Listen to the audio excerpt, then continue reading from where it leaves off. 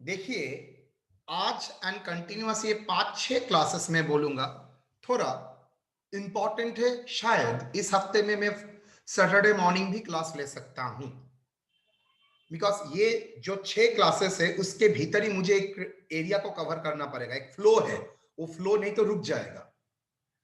Let's start. GST का सबसे basic fundamental कारण था मल्टीपल टैक्स में क्या होता था, एक टैक्स का क्रेडिट बेनिफिट दूसरे टैक्स को नहीं मिलता था। इसके लिए कास्केडिंग इफेक्ट हो जाता है टैक्स के ऊपर टैक्स, वो मैंने क्लास 1 एंड 2 में डिस्कस किया था। इसी को अवॉइड करने के लिए, कास्केडिंग इफेक्ट को अवॉइड करने के लिए हम लोगों को जीएसटी इंट्रोडक्शन करना पड़ेगा। तो ये जीएसटी के इंट्रोडक्शन के लिए सबसे महत्वपूर्ण एलिमेंट है उसका क्रेडिट मिलना। जो टैक्स आप दे रहे हैं, अच्छा बाय द वे, आप मतलब कंज्यूमर नहीं, कंज्यूमर का कोई बेनिफिट नहीं मिलता, बिकॉज कंज्यूमर को ये अल्टीमेटली बियर करना ही पड़ेगा। ये बेनिफिट किसको बियर करना पड़ता है? ये बियर करना पड़ता है सिंपली प्रोड्यूसर, कस्टमर को बियर करना पड़ता है। ये जो क्रेडिट का जो खेला है वो सिर्फ रजिस्टर्ड डीलर के लिए है। मतलब एक सेलिंग पॉइंट से जब दूसरा सेलिंग पॉइंट में आ रहा है, तो जो फर्स्ट सेलिंग पॉइंट में टैक्स दिया था, दूसरा सेलिंग पॉइंट में जो टैक्स कलेक्शन होगा उससे जो टैक्स दिया था वो माइनस करने के बाद नेट हम टैक्स पे करते हैं। ये जो माइनस करने का वर्ड है, ये जो मैंने इजीली बोल दिया है माइनस करते हैं, इसी का ही नाम है टैक्स बेनिफिट। इसी का ही दूसरा इंग्लिश नाम है इनपुट टैक्स क्रेडिट। मतलब इनपुट मतलब खरीदने के टाइम जो टैक्स दिया है, बेचने के टाइम जो टैक्स कलेक्ट हुआ है, वो टोटल कलेक्शन से जो खरीदने के टाइम मैंने टैक्स दिया है वो माइनस होके नेट पेमेंट करूंगा। ये मैं कौन हूं? ये मैं हूं सप्लायर, रजिस्टर्ड डीलर, कंज्यूमर नहीं। कंज्यूमर को तो अल्टीमेटली टैक्स देना ही पड़ेगा, तो अल्टीमेटली उसको ही बियर करना पड़ेगा।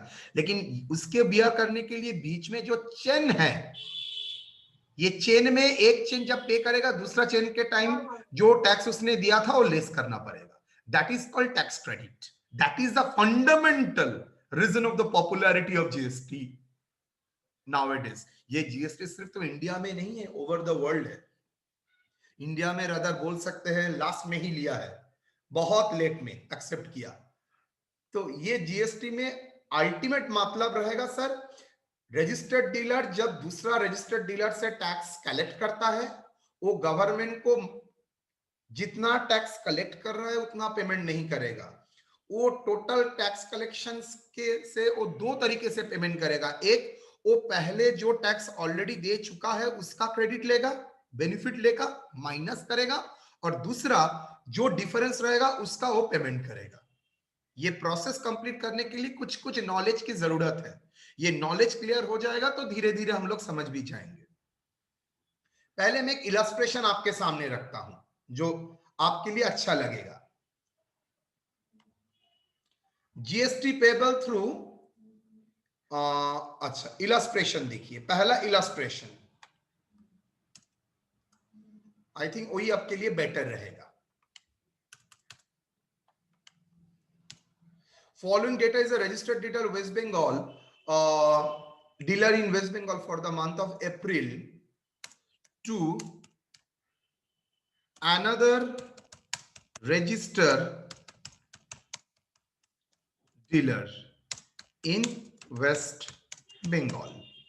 तो मैंने पहले रूट में ही आपको सिखा दिया क्या, एक कंज्यूमर नहीं है, दोनों ही डीलर है, और दोनों ही क्या है बेटा, रजिस्टर्ड डीलर है। चलिए, क्या इंफॉर्मेशन दिया है? ये है तो डीलर लेकिन बेसिकली मैन्युफैक्चरर है। डेली मतलब सर डीलर के भीतर मैन्युफैक्चर भी आता है। यस, मैन्युफैक्चरर भी डीलर को ही माना जाता है, एजेंट को भी डीलर माना जाता है, सेलर को भी डीलर माना जाता है, इसमें कोई शक नहीं है। Purchase of raw material A from a local supplier 86,100. Purchase of raw material B from local supplier rupees 1,12,000 including GST। एक में 5% और एक में 12%। अदर एक्सपेंसेस 55,000 जिसमें जीएसटी एसजीएसटी बोल दिया है। Profit margin 10%। Output GST 18%. Calculate the net tax liability. Solution.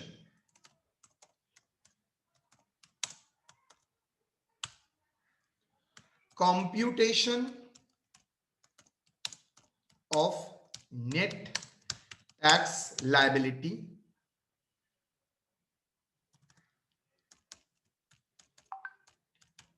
and payment. बहुत अच्छी तरह से इसको देखना.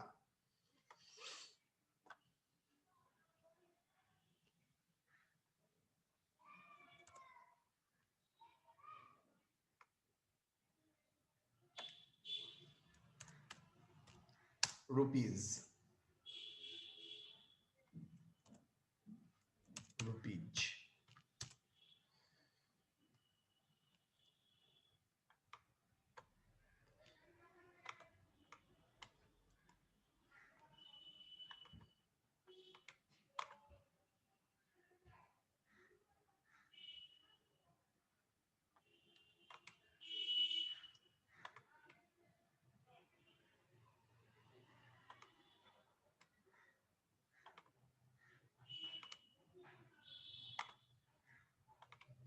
चलिए, रुपीज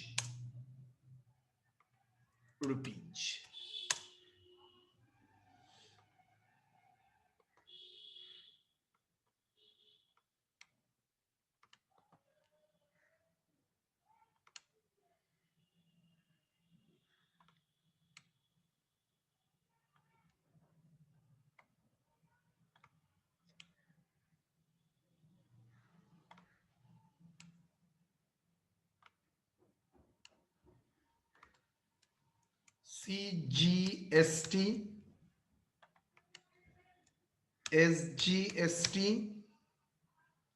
रादर मैं एकदम पूरा फॉर्म में ही दिखाता हूं आपको, IGST.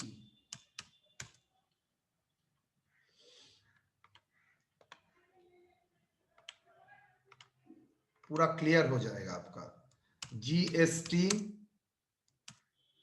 Compensation cess.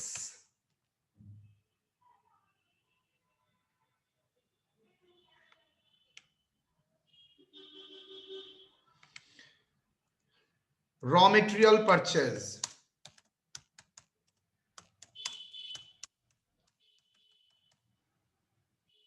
Raw material ए परचेज कितना बोल तो बेटा raw material. Sir raw material तो खरीदा था 86,100, लेकिन इसके भीतर जीएसटी मिलता है रहता है, तो मैं क्या खर्चे में जीएसटी इंक्लूड करके दिखाऊंगा? मैं तो कंज्यूमर नहीं हूं, मैं तो प्रोड्यूसर हूं, तो ऑटोमेटिकली मुझे जीएसटी का क्रेडिट मिल जाएगा. अगर खर्चे में किसी खर्चा अगर रिकवर हो जाता है तो क्या वो मेरा खर्चा है? No sir. कॉस्टिंग में भी आपने दिखाया था, तो राइट मैं माइनस कर दूंगा, तो कितना होगा 86,100. उसमें कितना जीएसटी का फिगर है? 5%, तो दैट इज 105. तो मुझे ये बताइए इसमें जीएसटी का टोटल खर्चा कितना है? चलिए 86,100 लेस जीएसटी कितना परसेंट बेटा? 86,100 इंटू, सिंस इसमें जीएसटी इंक्लूडेड है, तो 5/105. 5/105 कितना होगा? कैलकुलेट कीजिए. तो इस प्राइस के भीतर जीएसटी नहीं रहना चाहिए, बिकॉज मुझे ये जीएसटी का बेनिफिट मिलता है. अगर जिसका बेनिफिट मिलता है तो मेरा खर्चा नहीं हो सकता, और खर्चे के भीतर फिगर में अगर इंक्लूडेड तो मुझको क्या करना पड़ेगा? एक्सक्लूड करना पड़ेगा सर. ओके 4,100. तो अल्टीमेटली मटेरियल का खर्चा कितना हुआ है? मटेरियल ए का खर्चा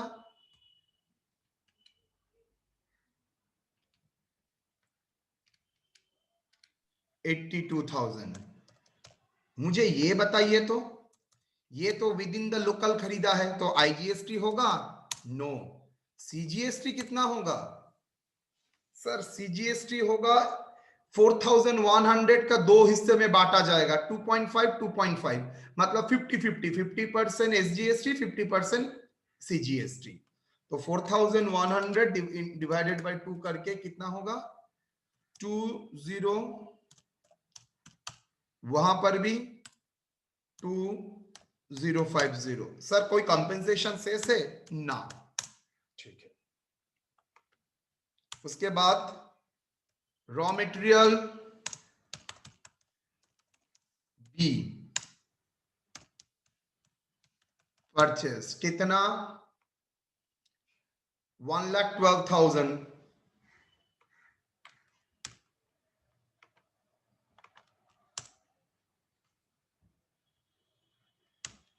1,12,000, इसके भीतर भी जीएसटी इंक्लूडेड है? यस। ओके सर, समझ में आ गया। लेस जीएसटी कितना? 1,12,000 इंटू 12/112, बिकॉज ये भी रिकवर हो जाएगा तो ये भी मेरा कॉस्ट नहीं होगा। 12,000, तो फिगर कितना आएगा? मटेरियल का खर्चा होगा 1 लाख, आईजीएसटी नील, लोकल सब लोकल, तो सीजीएसटी सर 6,000, ये 6,000, ये नील। अदर एक्सपेंसेस,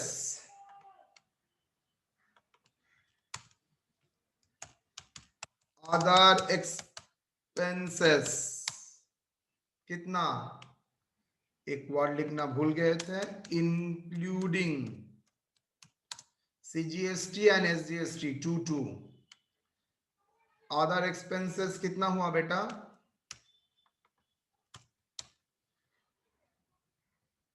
आई थिंक 55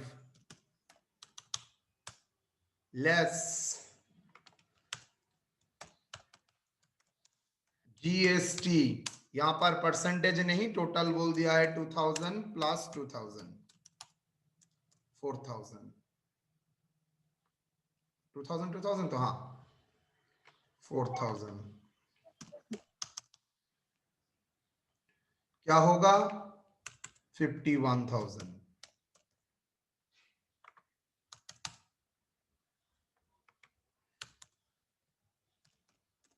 नील कितना होगा? 2000 कितना होगा? 2000। कंपेंसेशन सेस कछु नहीं है, लिखना जरूरी है ना, लेकिन मैं लिखता हूं आप लोगों के सुविधा के लिए। टोटल कॉस्ट कितना? Total cost sir, total cost आ गया, बोलो 82,000 plus 1 lakh plus 51,000, 2,33,000। Add profit 10%, कितना? 23,300। मुझे बताइए टोटल 256,300 ये क्या है? That is called selling price. Selling price excluding GST कितना?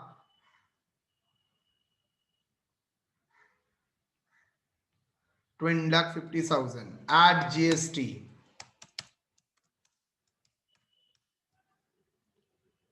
तो कितना जीएसटी है?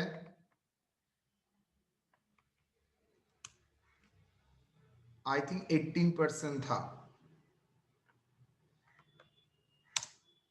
18% ऑन 2,56,000 कितना?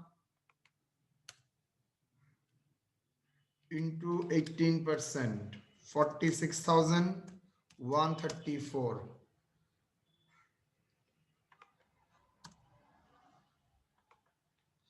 Selling price including GST.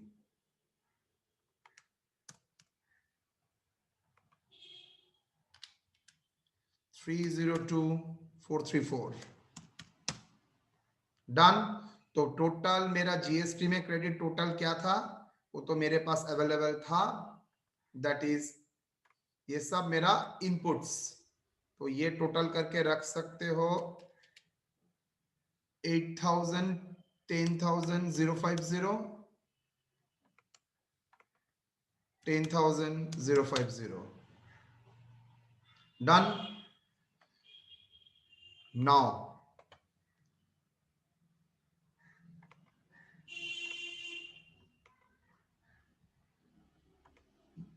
That is a net. ये क्या था, computation of selling price.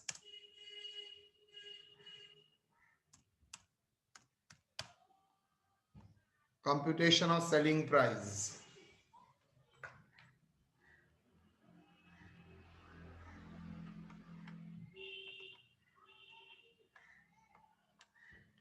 Computation of selling price. Now, net GST payable.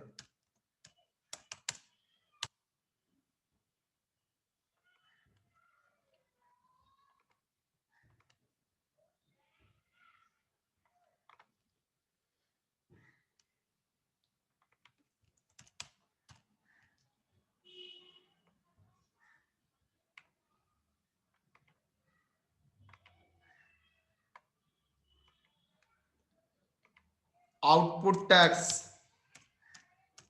Output tax मतलब जो सप्लाई के ऊपर जो टैक्स होता है, कितना, जो सप्लाई आपने किया है उसके ऊपर टैक्स है 46,134 लेस।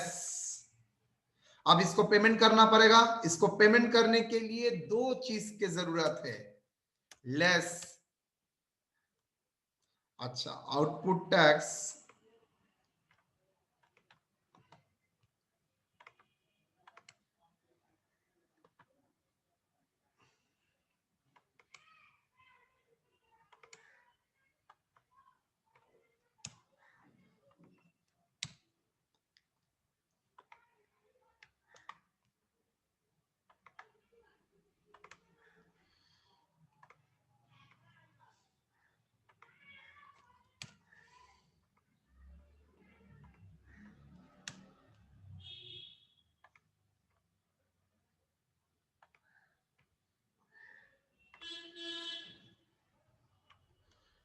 एग्री। आउटपुट टैक्स में कितना कितना आप लोग जानते ही है। सीजीएसटी कितना होगा, एक्चुअली मैंने ही गलती किया है। सीजीएसटी 9% कितना होगा, 46,134 डिवाइडेड बाई 2, 23,067, 23,067, 23,067 आप लोगों को बोलना चाहिए था।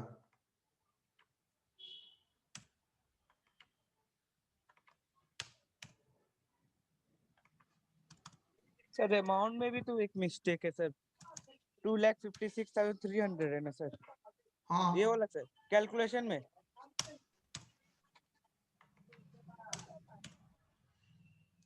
टोटल यही है, ठीक है, डन। सर नीचे वाला एसजीएसटी होगा ना।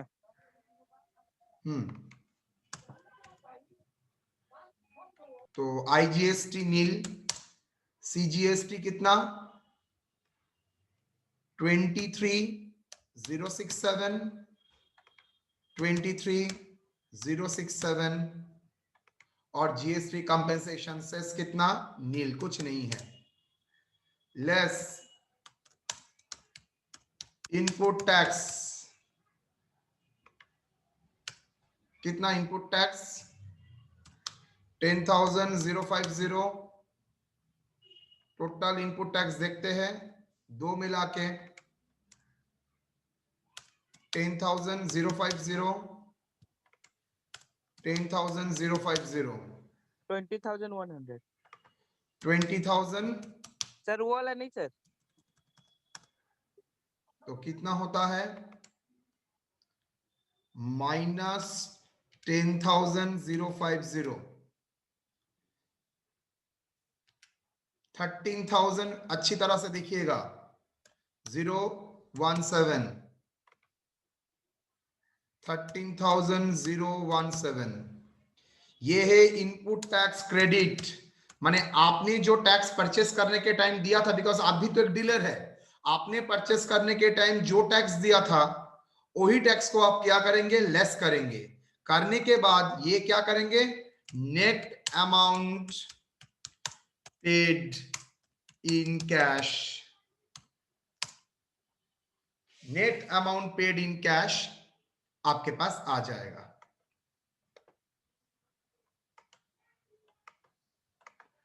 Net amount paid in cash. तो आपका आउटपुट टैक्स का लायबिलिटी आप दो तरीके से पेमेंट करेंगे, एक इनपुट टैक्स का और दूसरा बाकी क्रेडिट जो होगा इन कैश में होगा। मतलब टोटल आउटपुट टैक्स आप दो तरीके से पेमेंट करेंगे, एक जितना आपने ऑलरेडी टैक्स जमा दिया है उससे पेमेंट करेंगे और जितना डिफरेंस रहेगा वो आप कैश में पेमेंट करेंगे। ये था आपका टोटल मैकेनिज्म। यहां पर भी आपका लायबिलिटी नील है बिकॉज आपका यहां पर लायबिलिटी नहीं है। तो ये था टोटल मैकेनिज्म, मैंने आपको दिखाया। नाउ ये प्रोसेस मैंने जितना इजीली आपको दिखा दिया है, प्रैक्टिकली इतना आसान नहीं है। इसके लिए आपको क्या क्या करना पड़ता है देखिए। आपको 2 वर्ड सीखना पड़ेगा, उसके बाद आप हम लोग बात कर सकेंगे। क्या? Inward supply, outward supply. Inward supply in relation to a person shall means receipt of goods or services or both by way of purchase, acquisition, etc. Licence हो सकता है with or without consideration. Outward supply क्या है? Output supply, output नहीं, outward supply. Outward supply in relation to a taxable person means supply of goods or services or both, whether by of sale, transfer,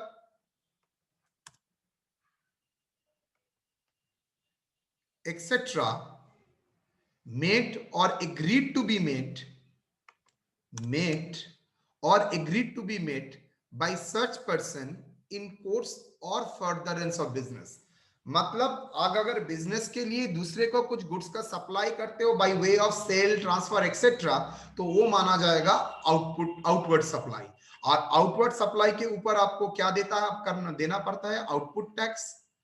और inward supply के लिए input tax.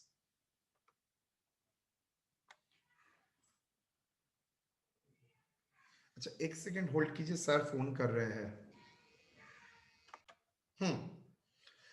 चलिए, the competition of new price. अच्छा, now ये system mechanism आपको सब सुनना पड़ेगा। पहले पूरा मंथ का, मान लीजिए एक मंथ पकड़ लीजिए, ये कहां का मंथ है? आई थिंक अप्रैल का था प्रॉब्लम। यस, अप्रैल 2020 का पूरा डिटेल्स मान लीजिए किसी एक डीलर ने किया है। वो क्या करेगा जानते हो? जैसे ही 31 अप्रैल खत्म होगा, उसका अकाउंटेंट को बोलेगा, भाई आप जो जीएसटी का काम करता है, एकदम रॉ में बता रहा हूं, जितना मैंने आउटवर्ड सप्लाई किया है, मतलब मैंने मेरा बिजनेस के लिए जो जो सप्लाई किया है उसका पूरा डिटेल्स आप GSTR1 एक फॉर्म होता है, वहां पर आप अपलोड कर दीजिए। ऑनलाइन जाके कुछ नहीं करना पड़ेगा, ऑनलाइन आप अपलोड कीजिए। फॉर्म का नंबर है GSTR1। ये काम कितना दिन के भीतर होना चाहिए? एक्चुअली ये काम रेगुलरली होता है 10th ऑफ नेक्स्ट मंथ, मतलब अप्रैल का काम कंप्लीट होगा मई में। क्लियर?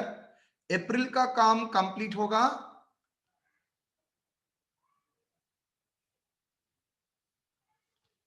मई महीने में। Clear? Now 10th of next month ये कंप्लीट होना चाहिए, जितना आपने आउटपुट सप्लाई किया है।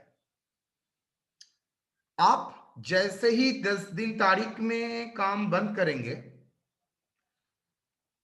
आपको और एक भी काम करना पड़ेगा। आपने जितना इनवर्ट सप्लाई लिया है, इनवर्ट सप्लाई मतलब दूसरे से जो आपने माल और सर्विसेज और बोथ खरीदा है, उसके लिए आपने जो जो माल सर्विसेज किया है और उसका जो जो टैक्स इंप्लीकेशन है, आपने टैक्स पे किया है, टैक्स किया है और नहीं पे, टोटल टैक्स जो होता है, टैक्स तो आप नहीं पे करेंगे, दूसरा कोई पे करेगा, उसका एक मंथली स्टेटमेंट प्रिपेयर करेंगे।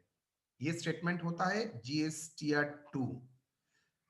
अब ये आपको काम करना पड़ेगा 15th ऑफ नेक्स्ट मंथ। मतलब आपने जितना आउटपुट सप्लाई किया है उसको भी आप रिकॉर्ड करेंगे, दिखाएंगे, और जितने आपने इनपुट सप्लाई लिया है उसका भी रिकॉर्ड आप लोग करेंगे। मतलब उसका जमा रिटर्न में आप दिखाएंगे, स्टेटमेंट देंगे कब? 15th of next month. दिखा जा रहा है, आपने लिखा है अभिजीत सर से एक माल खरीदा है 4 लाख रुपए, जिसके ऊपर जीएसटी दिया है 20,000 रुपया। लेकिन अभिजीत सर ने जब अपना जीएसटी, बिकॉज अभिजीत सर भी तो रजिस्टर्ड डीलर है, अभिजीत सर ने जब जीएसटीआर 1 उठाया था, उस दौरान आपका नाम नहीं था। शांति मानते हैं आपका नाम है, आपने कोई, मैंने आपका नाम पे कोई सेल नहीं रिकॉर्ड किया है। ऑटोमेटिकली देखिए मिसमैच हो रहा है। एम आई करेक्ट? शांति जब अपना रेस किया था inward supply 15th of the next month, और मैंने जब जीएसटीआर 1, बिकॉज मेरे से परचेस किया था, तो मेरे लिए वो आउटवर्ड सप्लाई है, लेकिन उसके लिए तो वो इनवर्ट सप्लाई है। तो मैंने जब आउटवर्ड सप्लाई रेस किया था और उसके बाद जब शांति ने अपना इनवर्ट सप्लाई रेस किया है, देखा जा रहा है मिसमैच। तब शांति मुझे क्या करेगा? कॉल करेगा, सर सर आपसे तो मैंने माल खरीदा था, और आपने वो जो माल खरीदा है उसका डिटेल्स तो आपने आउटवर्ड सप्लाई में नहीं दिखा है जीएसटीआर 1 में। आपको कैसे पता चलेगा? वो ऑटो जनरेटेड है, जिसका जिसका पैन नंबर, रजिस्ट्रेशन नंबर आएगा, उसी का रजिस्ट्रेशन नंबर में ऑटोमेटिकली साइबर से वो क्लिक होता जाएगा, बोलेगा invalid, invalid, not given, not given. इसका मतलब कुछ ना कुछ गलती है उस प्राइस में। तो आपको मेरे साथ बात करना पड़ेगा। मैं बोलूंगा हाँ तुमने तो सप्लाई किया था, मैंने तो तुमको बेचा था। बोला सर लेकिन आपका तो रिकॉर्ड में नहीं आ रहा है। इमीडिएट मेरा अकाउंटेंट के बोलूंगा आप ठीक करिए। हाँ सर उसका नाम शांति का तो नाम नहीं है, आपने तो माल बेचा था। तो इमीडिएट शांति का नाम रिकॉर्ड हो गया। इमीडिएटली शांति आप देखेगा उसका इनवर्ट सप्लाई में इनवैलिड बताएगा। बस जीएसटीआर 1 एंड जीएसटीआर 2 का खेला खत्म। उसके बाद आप एक मंथली रिटर्न, जहां पर आपको total net tax liability show करना पड़ेगा। कैसे शो करेंगे? आउटवर्ड सप्लाई से आप कैलकुलेट करेंगे टोटल आउटपुट टैक्स, और जीएसटीआर 2 से आपको इनपुट सप्लाई जो वैलिड होगा उसका जो इनपुट टैक्स है उसको लेस करेंगे। करने के बाद जो नेट लायबिलिटी है वो किसके भीतर पेमेंट करना पड़ेगा? 20th of the succeeding month. इसके मतलब जब मंथली रिटर्न पे करोगे तब टैक्स जमा करके ही आपको पेमेंट करना पड़ेगा। देखिए, liability to pay GST arise at the time of supply of goods and services. Liability तो at the time of supply अपनों को सिखाई दिया था। पेमेंट कब होगा? GST of the current month should be normally paid on the monthly basis by 20th day of the succeeding month. मतलब April का जो जीएसटी था वो कौन सा महीने में पेमेंट होगा? अप्रैल का जीएसटी पेमेंट होगा मई का 20 तारीख को। तो मई का 20 तारीख में 4 घटना होगा। एक, 10th मई में आप आपका जीएसटीआर 1 अपलोड करेंगे। 2, 15th मई के भीतर आप जीएसटीआर 2 अपलोड करेंगे। देखिएगा कोई मिसमैच हुआ और नहीं, बिकॉज आपने माल खरीदा था ए एंड बी से। ए और बी अगर नहीं शो कर रहा है तो तब ऑटोमेटिकली वो कैंसिल हो जाएगा। देन आपको फोन करके उसको मैटर को रिजॉल्व करना पड़ेगा, भाई मैंने तो पैसा दे दिया था, आप क्यों नहीं दिखा रहे हैं? वो एक्चुअली 2 नंबर ही करना चाह रहा था, जो पकड़ लिया। 3, सेटलमेंट के बाद ऑल डाउट क्लियर करने के बाद आप जीएसटीआर 3 सबमिट करेंगे। That is a monthly return. वो मंथली रिटर्न कब, कितना दिन के भीतर? 28, मतलब उसी महीने के 5 दिन, मतलब 28 मई में आप ये पूरा मैटर को फाइनल रिटर्न सबमिट करेंगे। फाइनल मतलब उस मंथ का, अप्रैल महीने का रिटर्न मई महीने में आप सबमिट करेंगे। कितना? 20th में। ओके। उसी दौरान आप उसी दिन के भीतर आपको टैक्स पेमेंट करना पड़ेगा। तो टैक्स पेमेंट का कितना हथियार हो गया? दो तरीके से। एक, होल्ड कीजिए तो एक मिनट।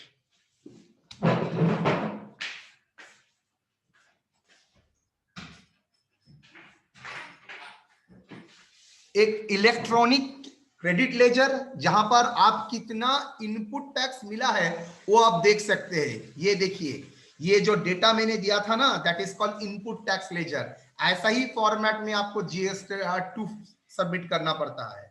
मतलब आप देखेंगे कितना कितना आपका एक अकाउंट में GST-2 अवेलेबल है। तो दैट इज कॉल्ड क्या? Electronic credit ledger. इलेक्ट्रॉनिक क्यों? बिकॉज ये इलेक्ट्रॉनिक ट्रांजैक्शन होता है, हाथ में नहीं। बाकी जो पेमेंट करना है वो आप कहां से पेमेंट करेंगे? Electronic cash ledger. मतलब आपका एक इलेक्ट्रॉनिक कैश लेजर होता है जहां पर आपको पैसा जमा करके रखना पड़ता है। आप क्या करेंगे? जब पेमेंट करेंगे आप वो इलेक्ट्रॉनिक कैश लेजर से वही अकाउंट से पैसा आप यहां पर दे देंगे। So that is the way of mechanism, electronic cash ledger, electronic cash ledger. तो ध्यान से सुनिए, आपने क्या किया? आपने ये पूरा ट्रांजैक्शन करने के, अप्रैल महीने का करने के बाद 10th ऑफ नेक्स्ट मंथ में सिर्फ ये डेटा अपलोड कर देंगे। ये डेटा, ओके। मतलब ये डेटा में GST कितना? 23,067, यहां का 23,067, दैट इज था आउटपुट का पूरा डिटेल्स। GST-2 में आपने कितना इनपुट टैक्स मिला है वो आप दिखाएंगे। अगर मान के चलते मिसमैच नहीं होता है तो ऑटोमेटिकली मैटर सॉल्व हो जाएगा।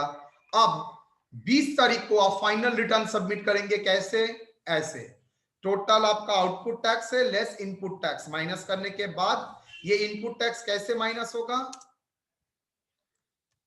Electronic credit ledger. ये सेल्फ डिक्लेरेशन के बेसिस में ही काम होता है।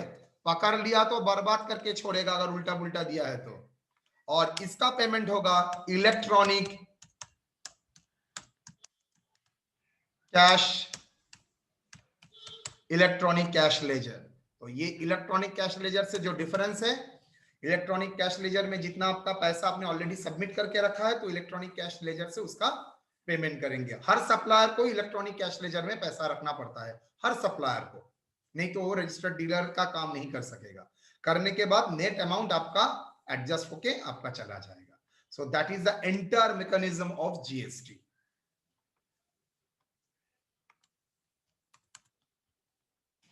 बोलिए, यहां तक कोई डाउट तो आराम से सवाल कीजिए।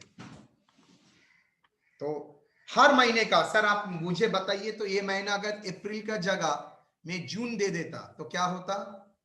जून महीने का ट्रांजैक्शन और जुलाई के 10 तारीख के भीतर उसको GSTR-1 आउटवर्ड सप्लाई का डिटेल्स रहेगा। GSTR goods service tax return 2 submit करना पड़ेगा। वो कब? 15th of the next month. और GSTR-3 20th of the next month. Advantage देखिए, आपको अगर डिफरेंट डिफरेंट टैक्स, पहले क्या करना पड़ता था? पहले CST का, वैट का, एक्साइज का, सर्विस टैक्स का, हर टैक्स का अलग अलग रिटर्न सबमिट करना पड़ता था। लेकिन आज आप सिर्फ ये 3 रिटर्न सबमिट करने से ही आपका काम निपट जाएगा। मतलब कंप्लायंस के लिए आपको ज्यादा टाइम नहीं लगेगा।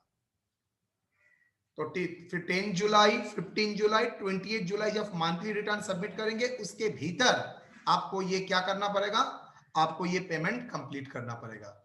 मान लीजिए सर मैं भूल गया देने के लिए, नो प्रॉब्लम, आपको मैक्सिमम नेक्स्ट मंथ में लीजिए, कोई इश्यू नहीं है। उसके बाद वाले मंथ में लीजिए। मैक्सिमम आपको टाइम लिमिट मिलता है कब? नेक्स्ट ईयर का सितंबर तक।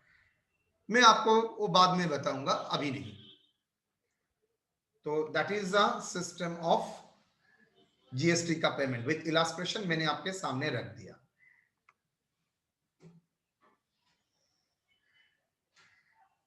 ये पार्ट नेक्स्ट दिन कराऊंगा। आज के पार्ट के लिए इतना तक। बोलिए, कोई doubt?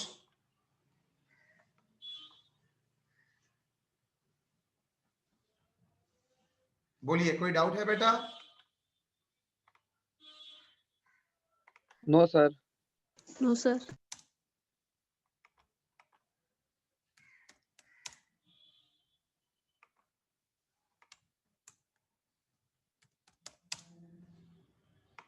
So that is the entire mechanism. GSTR 1, GSTR 2, इसलिए मैं बोलता हूं जीएसटी का मार्केट बहुत भारी है, छोटा मोटा दुकान को भी ये करना पड़ता है, इसके लिए बहुत ह्यूमन रिसोर्स लगेगा, वो जो सप्लाई अभी बहुत कम है, इसलिए बोलता हूं जीएसटी को अच्छी तरह समझो, कंप्यूटर का जीएसटी का अकाउंटिंग देखो, आराम से आपका क्या हो जाएगा, काम निपट जाएगा।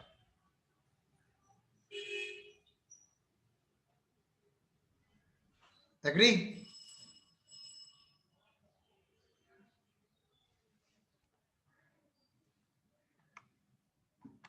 Electronic cash ledger, electronic credit ledger, and so on. Done or not? Yes sir. चलिए, तो यहां तक मैं आज का क्लास समाप्त करता हूं। कल का क्लास में मैं बता ही देता हूं, मैं नोट्स भेज ही दूंगा, input tax, output tax, input tax credit के बारे में and condition for availing input tax समझाऊंगा। डन? चलिए।